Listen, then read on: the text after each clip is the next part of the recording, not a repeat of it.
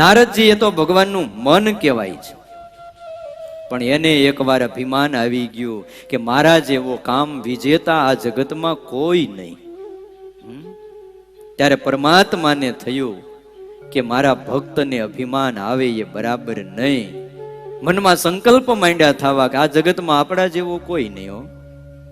અને એમાં એકવાર નારદજી જતા હતા અને ભગવાને એક મોહમય નગરી બતાવી. શૈલનિધિ રાજા એ નગરીનો રાજા છે. નારદજી એમને ત્યાં ગયા અને રાજાએ પોતાની પુત્રી વિશ્વ મોહિની હતી એનો હાથ દેખાડ્યો.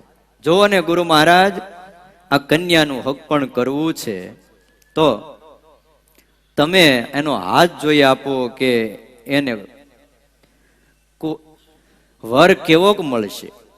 ત્યારે નારદજીએ એ વિશ્વ મોહિનીનો હાથ હાથમાં લઈને કીધું કે તમે ત્રિલોકીમાં ફરો પણ મારા જેવો મૂર્તિઓ નહીં મળે.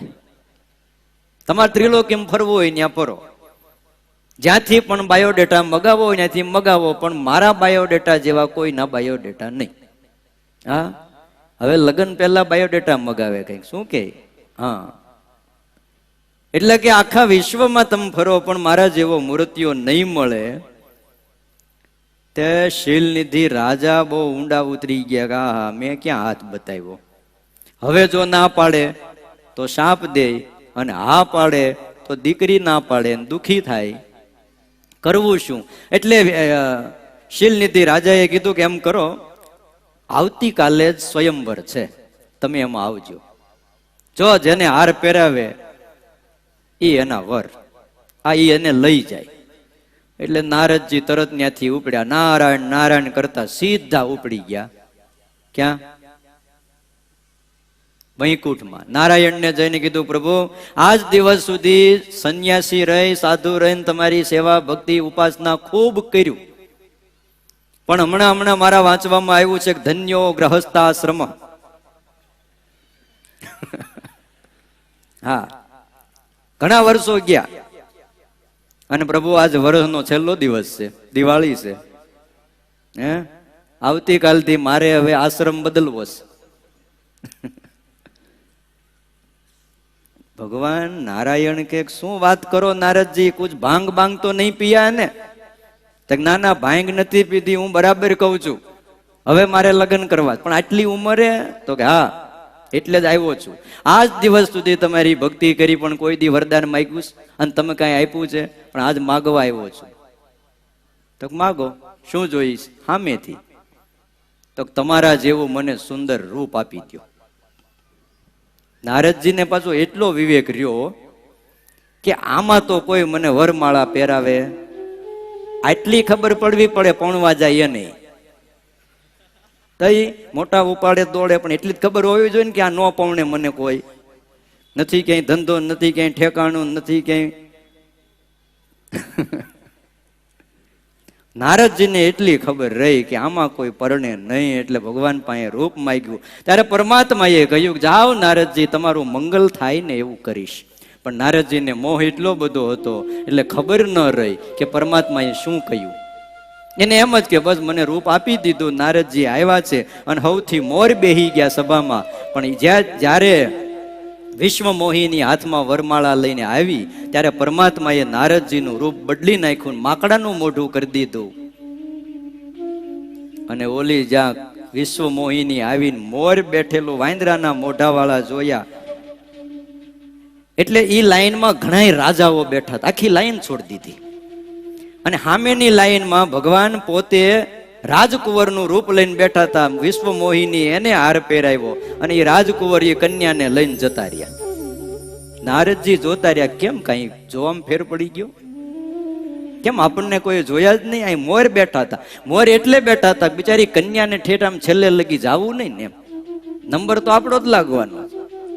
હા, પણ આપણા સંતોએ એમ કહ્યું કે નારદ જેવા સંતની લાઈનમાં પંક્તિમાં કોઈ બેઠા હોય, અરે માયા નારદની સામે તો ન જોઈ શકે, પણ સંતની પંક્તિમાં પણ જે બેઠા છે ને એની સામે માયા ન જોઈ શકે. આખી પંક્તિ છોડી દીધી. જો અને પછી નારદજી આમ હાલ્યા જતા હતા. પછી તો આમ ઉદાસ થઈ જાય. તમે નક્કી કર્યું હોય ન મળે એટલે ઉદાસ તો થાય જ ને. હા વાંચું કયો ક્યાંક ગયા હોય આમ હક પણ કરવા, અને નક્કી હોય કે હક પણ થઈ જ જવાનું છે, રૂપિયો નાળીએ ને શું કંઈક જે હોય એ બધું. હા, અને એમાં ન થાય તમને કેવો નિહાકો લાગે. હે, તમે હા પાડો તમારું થઈ ગયું એટલે લે મોરબેન હા પાડે છે, પણ આ નો થયું હોય ને પૂછો બિચારાને. હે, બહુ નિહાકો આમ અંદરથી ઉદાસ થઈ જાય. એને પછી આ સૃષ્ટિ હાવ નીરસ લાગે હો, ક્યાંય ગમે નહીં. નારદજી એવા ઉદાસ થઈ ગયા. અને એમાં પાછું ભગવાને કર્યું એવું ને કે ઓલી વિશ્વ મોહિનીને રથમાં બેહારી નારદજી હાલ્યા જતા હતા, ત્યાંથી રથ અખાયો. અને પાછો નારદજી જ્યાં હાલ્યા જાય છે ત્યાં રથ ઉભો રાખ્યો. ઉભો રાખીને કે નારદજી આવી જાઓ, રથમાં આવી જાઓ, હાલીને જવું છે બેહી જાઓ. અને જ્યાં ભગવાનને વિશ્વ મોહિનીને જોયા, તમે માની ન હોકો. બોલો, નારદજીએ બેફામ ગાળો દીધી. હા, આ તો આપણી શિબિર એટલે કહેવાય, બાકી કહેવાય નહીં. નારદજીએ બહુ કીધું, હે તું આવો કપટી છો ને તું આવો છો, મને ખબર જ હતી તારું નામ લઈ લઈને અમે મરી જાય, પણ તું આવું કર્યા વગર રહેવાનો નથી. હું પણવા આવ્યો હતો ને તું એને લઈને જાજો. જા, તને શાપ દઉં છું કે તારે પણ સ્ત્રીના વિયોગમાં એકવાર આવી દશા થાય અને અવતાર લેવો પડશે. શાપ દઈ દીધો. સ્ત્રીનો વિયોગ શું કહેવાય, એનું દુઃખ તને ખબર પડશે, આમ કહી દીધું. ભગવાન કે હારું. પછી રામા અવતાર ધાર્યો ભગવાને. સીતાજીનું અપહરણ થયું, રાવણ લઈ ગયો. પછી રામાયણના અમુક અધ્યાયો ખાસ હરિભક્તો વાંચજો. હા, એમાં જે રામનો વિયોગની જે વાતો છે ને, ઝાડવાને બથ ભરી ભરીને માથા પછાડીને રામ એમ કહે છે કે હે ઝાડવા, તે મારી સીતા જોઈ છે. હરણાને પકડીને હરણને કહે છે કે હે હરણ, તે મારી સીતા જોઈ છે. અને રઘુનાથજી ઘેલા જેવા થઈ ગયા એમ વચનામૃતમાં શબ્દો આવે છે. ભગવાને પણ લીલા કરી. પછી સંતનો શાપ સ્વીકાર્યો. પણ પછી નારદજીની ઉપર જે માયાનું પડળ હતું એ ભગવાને ખેંચી લીધું. એટલે નારદજી કે ના ના, મારે પણવાનું હોય જ નહીં, કે મેં શાપ આપ્યો એ મિથ્યા થઈ જાઓ, મેં જે કંઈ કીધું એ મિથ્યા થઈ જાઓ. ભગવાન કે હજી તમે જે બોલ્યા ની કાનમાં હજી ગુંજે છે, હવે કાંઈ મિથ્યા થાય નહીં. બસ આ માયા છે, બહુ બળવાન છે. હે, जिस पर कृपा होय तुम्हारी सो जन उतरे पारी. हे प्रभु, जेना ઉપર તમારી કૃપા થાય એ જ આ માયાને પાર ઉતરે છે. યમે વૈશ્ય વૃણુતે તેન લભ્ય. ઉપનિષદનો આ મંત્ર છે કે યમે વૈશ્ય વૃણુતે તેન લભ્ય. નાયમ આત્મા પ્રવચનેન લભ્યો ન મેધયા ન બહુના શ્રુતેન. યમ એ વૈશ્ય વૃણુ તે તેન લભ્ય. ભગવાન જેના ઉપર પ્રસન્ન થાય એને જ ભગવાન મળે છે અને એ જ માયાને તરે છે. માયામ તું પ્રકૃતિમ વિદ્યાત માયા વિનસ્તુ મહેશ્વરમ. માયા એ પ્રકૃતિ છે અને માયાપતિ ભગવાન છે. એના આશરે જાય તો જ માયાને તરી શકાય છે. ભાગવતનો 11મો સ્કંદ અને 12મો સ્કંદ એને ક્યારેક વાંચો. 11મા સ્કંદની અંદર ભગવાને ઉદ્ધવજીને કહ્યું કે હે ઉદ્ધવ, આ જગત નાશવંત છે. હે ઉદ્ધવ, મેં સચ કહેતા હું કે જગત नाशवंत है, छोड़ दे ये जगत का मोह, तू छोड़ दे. ये सारी ये द्वारका नगरी भी थोड़े ही समय में जल में डूब जाएगी. तो आ छोड़ी दे उद्धव, હવે કાંઈ રહેવાનું નથી. મારું યાદવ કુળ પણ નહીં રહે અને હું પણ હવે અંતર ધ્યાન થવાનો છું. તો આ જગત છોડી દે, અહીંથી નીકળી જા. સાંખની બહુ વાતો કરી અને પહોંચી જા બદ્રિકાશ્રમની અંદર અને ત્યાં જઈને આ મારી પાદુકાને લઈ જા અને જ્ઞાનનો પ્રચાર કરી જા. હું તને જ્ઞાનનો આચાર્ય કરું છું. ભાગવત ધર્મ કીધો, બધું જ કીધું.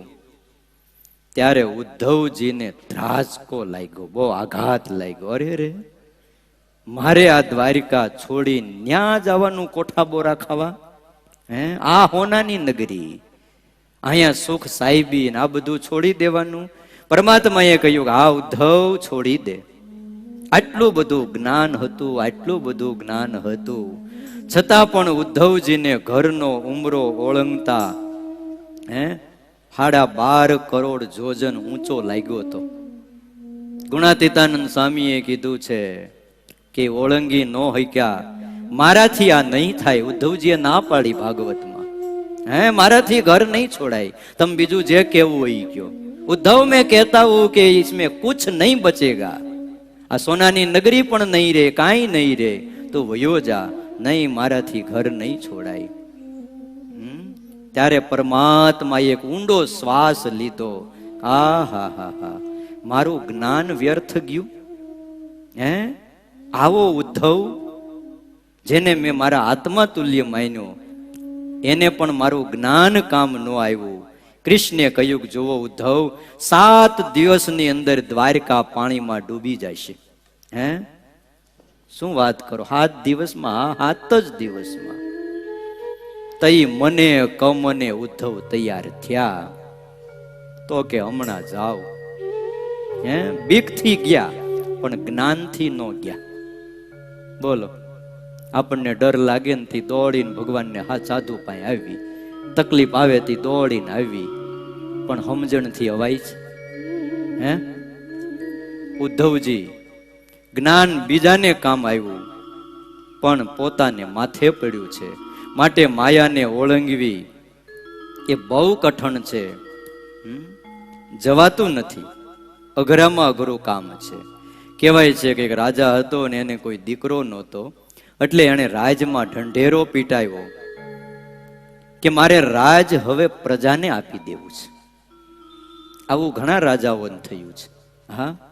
કાંઈ ન હોય, કોકને દેવાનું મન થાય એ મોટી વાત છે. રાજાએ નક્કી કર્યું કે મારું વિશાળ રાજ મારે પ્રજાને આપી દેવું છે, પ્રજાસત્તાક રાજ.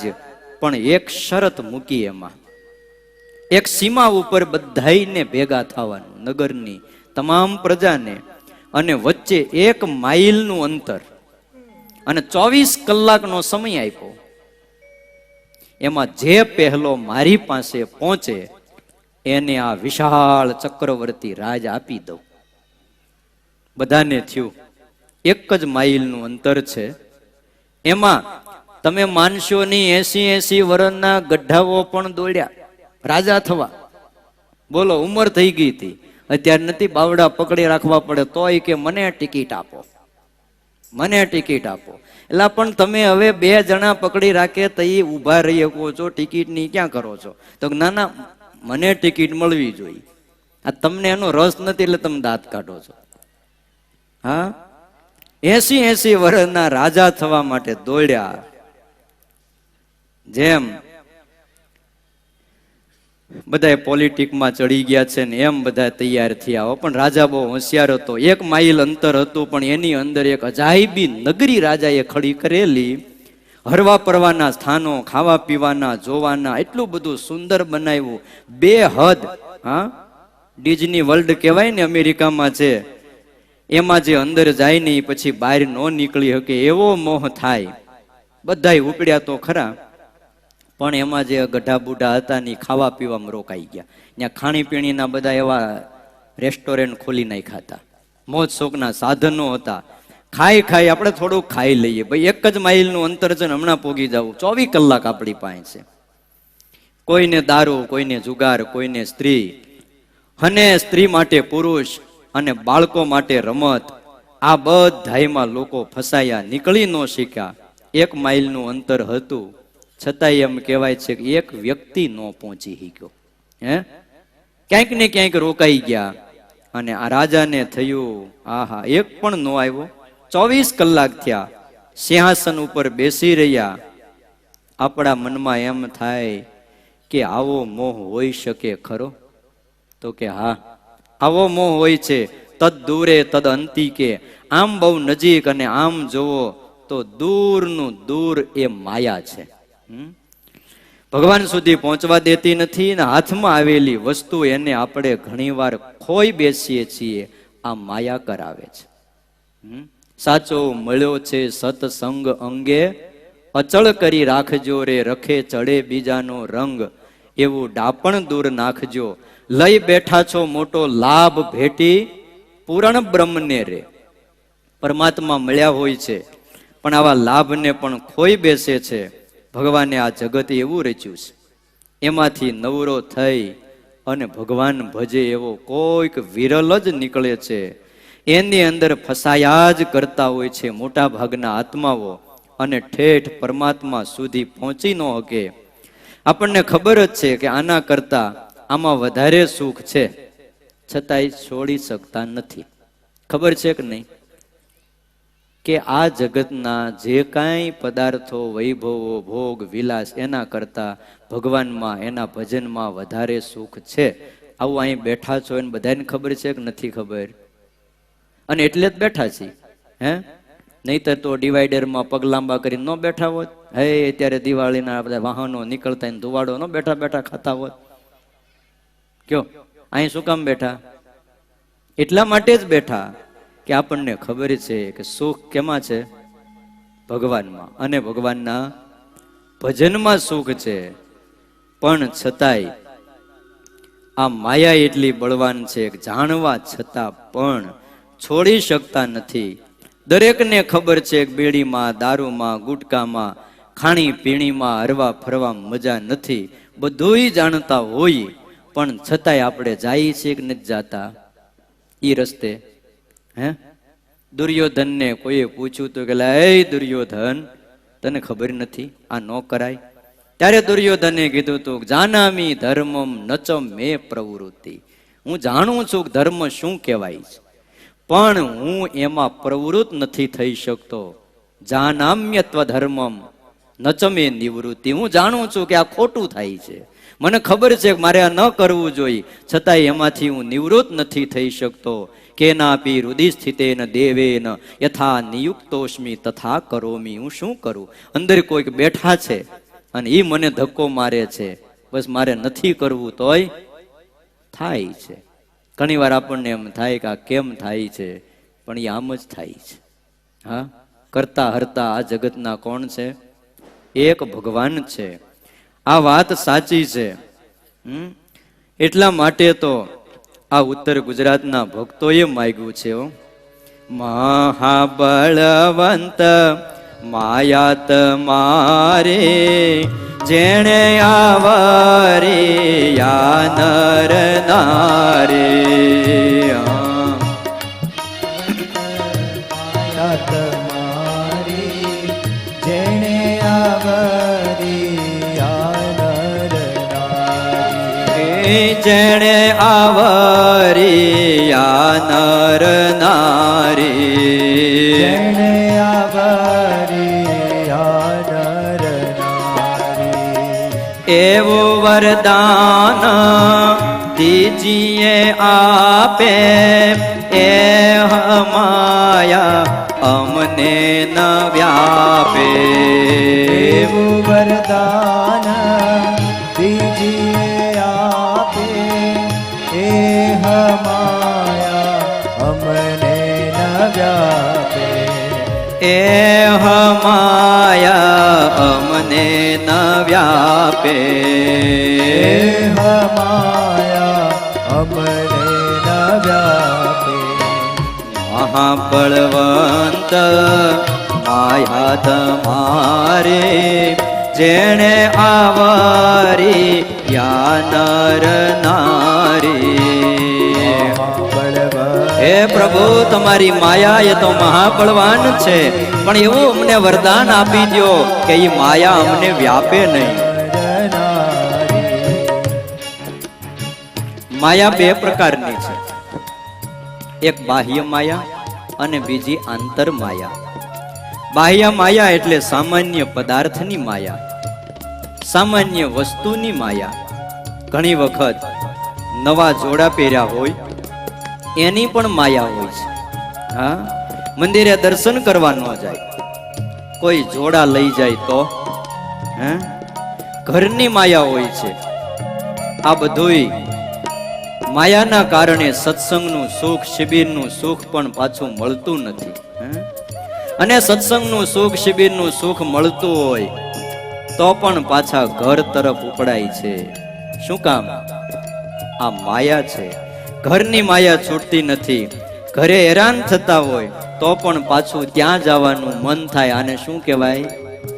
ઘરની માયા કહેવાય છે. અક્ષરાનંદ સ્વામીએ એની વાતોમાં લખ્યું, એક વખત સ્વામી ક્યાંક ગામમાં ગયા છે, એક પટેલ એની પત્ની હારે બાંધ્યા. એમાં એની પત્ની થોડીક માથા ભારે, તે બહુ માર માર્યો પટેલને. પત્નીના મારથી પટેલ કંટાળ્યા, એને થઈ ગયો સ્વામી ભેગો વયો જાવ. બરાબર એ વખતે અક્ષરાનંદ સ્વામી કે હું ગામમાં ગયેલો. સ્વામી એ વાતોમાં લખ્યું તો કે એની સાથે સાધુ બની જાઓ. સ્વામીને કીધું, સ્વામી મારે તમારી હારે આવવું છે. સ્વામી કે હાલો એ સાથે ફરજો, ગામડે ગામડે ફરવાનું, સત્સંગની વાતો કરવાની, અને એમ કરતા કરતા આપણે વડતાલ જઈશું ત્યારે આચાર્ય મહારાજ પાસે તમને દીક્ષા અપાવશું. રોજ નવા ગામ, રોજ નવી રસોઈ, લાડુ, દૂધપાક, માલપુડા, હા આવતા જ રહ્યો, મેસૂબ, હાટા, જલેબી. તો 2 મહિના સુધી સ્વામીએ હારે ફેરવા. નિત નવા ગામ, નવી રસોઈઓ. એમાં એક ગામમાં પટેલ જમવા બેઠા. જમતા તા થાળીમાં લાડવા પીરસ્યા. લાડવો અડધો જમ્યા, અડધો હાથમાં, અને આંખમાંથી દડ દડ દડ બોર બોર જેવડા આહું માંડ્યા પડવા. હા, તે સ્વામી બીજી વાર પીરસવા આવ્યા. અડધો લાડુ મોઢામાં, અડધો એમનેમ રહી ગયો તો આંખમાંથી આંસુ. સ્વામીએ કીધું, પટેલ શું થયું? કોઈ સાધુ વઢ્યા? પાછું અમારામાં આવવું હોય એટલે સ્વામીએ પહેલો પ્રશ્ન એ કર્યો, કોઈ સાધુ વઢ્યા? કઈ દેખ્યા? તો કે ના ના એવું તો કઈ નથી. તો કેમ કઈ જમતા જમતા રોવો છો? તો કઈ વસ્તુ ખૂટે છે? તો કે ના, સાધુ તો બહુ સારા છે, એ એક માં નો રાખે એમ મને હાચવે છે. તો રડો છો શું કામ? તો સ્વામી આ 2 મહિનાથી તમારી ભેગો ફરું છું. રોજ લાડવા, માલપુડા, દૂધપાક, નિત નવી રસોઈ જમું છું, પણ આજ જમતા જમતા મને વિચાર આવ્યો કે ઘેર ઓલી ધમલાની માં હું જમતી હશે, ઈ હું ખાતી હશે, ઈ વળ ખાતી હશે, તું લાડવા ખાઈએ રાખ. બોલો, બોર બોર જેવડા આંસુ પડ્યા. સ્વામીએ પોતાનો અનુભવ લખ્યો. સ્વામી કે તું જમીન ઉભો થાલ, તારો ત્યાગ પૂરો થઈ ગયો, તું એકાંતિક બ્રહ્મરૂપ થઈ ગયો. આનું નામ છે માયા. કેટલી બળવાન કયો? આવી માયા છે કે એમાંથી નીકળી હકાતું નથી. કહેવાય છે કે વંથળીની અંદર એક ધના ભગત થયા, બહુ ગરીબ, મજૂરી કરતા હતા. 50 વર્ષની એની ઉંમર થવા આવી. એ વખતે ફરતા ફરતા ગુણાતીતાનંદ સ્વામી આ વંથળી ગામ પધાર્યા. સ્વામીએ ધના ભગતને કીધું, ભગત સાધુ થઈ જાવ. સાધુ થઈ જાવ. 50 વર્ષની ઉંમર થવા આવી, બીજું તો કાંઈ નહીં, લોકો પગે લાગશે, પૂછશે, માનશે અને હવ તમારી સેવા કરશે. ત્યારે ધના ભગત કે સ્વામી સંસારમાં આમ તો દુઃખ ઘણું છે, પણ મારે એક સુખ છે. એટલે સ્વામીને થયું વળી શું સુખ હશે? એટલે સ્વામીએ કીધું, બોલો ને શું સુખ છે? ભાઈ હાલવા દીજો, તો અવાજ વધારજો. સ્વામી, મારા નાના ભાઈનો જે છોકરો છે ને, હું જ્યારે કામ કરીને ઘરે આવું છું ત્યારે મને બાપા બાપા કહીને જે વળગી જાય છે ને, ત્યારે આખો દિવસનો મારો થાક ઉતરી જાય છે. આ મને એક સુખ છે. સ્વામી કે આને માયા કહેવાય છે. આવી આ જોડ માયા છે, એને મોટા મોટા પણ છોડી શકતા નથી. એટલે ઉત્તર ગુજરાતના આ ભક્તો ભગવાનને પ્રાર્થના કરે છે કે હે પ્રભુ, અમને આ માયા થકી બચાવજો. માયા અનેક પ્રકારની છે. હરિલીલા અમૃતની અંદર વિહારીલાલજી મહારાજે એક કથા લખી છે.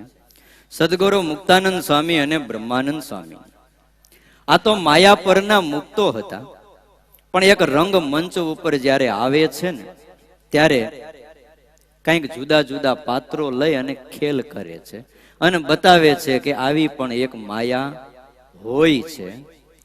કહેવાય છે કે બ્રહ્માનંદ સ્વામીનો એક શિષ્ય એને બ્રહ્માનંદ સ્વામીની હારે બહુ ફાવ્યું નહીં થોડું. બ્રહ્માનંદ સ્વામી કંઈક ટોયકા છે એટલે એને થયું કે હવે આપણે અહીંયા રહેવું જ નથી, ઘરે વહી જવાનું સંકલ્પ થયો. એટલે મુક્તાનંદ સ્વામીને ખબર પડી. મુક્તાનંદ સ્વામી એને સમજાવ્યા કે ભાઈ એમાં પારાવાર દુઃખ છે, આવા ભગવાન અને આ સાધુઓ એ આ મુક્તનો સમુદાય ફરીને મળે નહીં, માટે હવે રહેવા દ્યો. બહુ વાલથી મુક્તાનંદ સ્વામીએ સમજાવ્યું. તો કે સ્વામી તો રહી જાવ પણ તમારી ભેગો રહું. સ્વામી કે હારું ભાઈ તું અહીંયા રહે. તે બ્રહ્માનંદ સ્વામીને ખબર પડી કે મારા સાધુને મુક્તાનંદ સ્વામીએ રાખ્યો.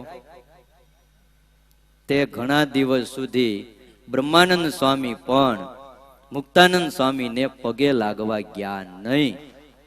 કોણે કર્યું? માયાએ. હા, આપણે પણ ઘણી વાર જોવો ને, માયા આવી જાય થોડાક દી પગે લાગવાનું, પાછું આમ રોજ દંડવટ કરતા હોઈએ, પગે લાગતા હોઈએ, પણ જ્યારે જ્યારે માયા આવી જાય તે આપણે થોડી વાર બંધ કરીને વળી આવી ગુણાતીત સત્સંગ શિબિરમાં હાથ દી કાઢીએ અને થોડી ઘણી માયા આમ હટી જાય તો વળી પાછું અહો અહો આ બધું થવા માંડે છે. જો ગુણાતીતાનંદ સ્વામી એવું કીધું કે રૂપવાન સ્ત્રી સારી મેળી આ હરિભગત ને પણ એમાં બંધન થાય છે, ગમે એટલું ભોગવીએ પણ એમાંથી તૃપ્તિ ન થાય. જેમ સગા સંબંધી પુત્ર ખરાબ હોય તો પણ એનો પક્ષ રહે અને સંતનો અવગુણ આવે, આ પણ એક પ્રકારની માયા છે. કુંડલના રાયબામાં એ સમાધિનિષ્ઠ હતા. કાઠિયાવાડ સૌરાષ્ટ્રમાં એવા એવા સ્ત્રી ભક્તો થયા છે કે જે છતે દેહે આ આંખે ભગવાનને ગમે એટલા દૂર હોય તો પણ જોઈ શકતા હતા. એવા જીવુબા લાડુબા આ કુંડલના રાયબામાં, પછી મીણબાઈ હતા, રાજબાઈ હતા, આવા સમર્થ ભક્તો. એમાંના કુંડલના રાયબા એ સમાધિનિષ્ઠ હતા. અક્ષરધામનું સુખ કુંડળમાં બેઠા થકા માણતા હતા. આવી જબર સ્થિતિ વાળા ભગવાન સ્વામિનારાયણ જ્યારે સ્વધામ ગયા ત્યાર પછી એકવાર ફરતા ફરતા ગુણાતીતાનંદ સ્વામી એ કુંડળ પધાર્યા હતા. ગુણાતીતાનંદ સ્વામી કુંડળ આવ્યા એટલે એક હરિભગત ને મોકલ્યો, જાને રાયબા માને પૂછ કે સમાધિ થાય છે કેમ? ત્યારે હરિભગત રાયબાની પાસે જઈને કીધું, બા જુનાગઢના જોગી ગુણાતીતાનંદ સ્વામી આવ્યા છે અને કેવરાવે છે પહેલા તો તમને સમાધિ થતી તો હવે થાય છે. અને ત્યારે રાયબાએ જવાબ દીધો કે બેહું તો થાય. શું કીધું? બેસું તો થાય. એનો અર્થ શું થયો કે ટાઈમ મળતો નથી. ઢોર ઢાખર છાણ ને વાસીદું એમાં જ આખો દી સમય વયો જતો હતો કે સમાધિમાં બેસવાનો એને ટાઈમ નહોતો. હે, સમાધિમાં ભગવાન શ્રી હરિની મહાલૌકિક મૂર્તિનું સુખ આવતું હતું, પણ છતાંય ઢોર ઢાખર છાણ વાસીદાને વધારે મહત્વ અપાણું. તે કોઈને બેહવાનો સમય નથી, જેમ આજ આપણને નથી. હા, જાણીએ છીએ કે આવું સુખ આવે છે, આંખો બંધ કરીને ભગવાનની મૂર્તિનું ધ્યાન કરીએ, પણ છતાંય એ સમાધિનું સુખ ગૌણ થઈ ગયું. આપણે કોઈકને પૂછીએ કે તમે દૂધપાક કેમ ખાતા નથી? આ ખાટી છાશમાંથી બહાર નીકળીએ તો એ દૂધપાક ખાઈ. હે, દૂધપાક તો ખાવો છે પણ ખાટી છાશ પૂરી થાય તો ખાઈ. બસ આના જેવું જ થયું છે. આ માયા એવી છે અને પરમાત્માએ પણ એવી કળ ચડાવી મૂકી છે કે મોટા મોટા પણ આમાં મોહ પામ્યા છે. એટલા માટે આ ઉત્તર ગુજરાતના ભક્તો ભગવાન સ્વામિનારાયણની પાસે સારંગપુરની અંદર આ માગણી કરે છે કે હે પ્રભુ, અમને આ તમારી માયા એ વ્યાપે નહીં. મહાબળવંત માયા તમારી જેણે આવરી આ નર નારી. મહાબળવંત આવો દિવાળીના પવિત્ર દિવસે સાથે મળી ભગવાનને પ્રાર્થના કરીએ.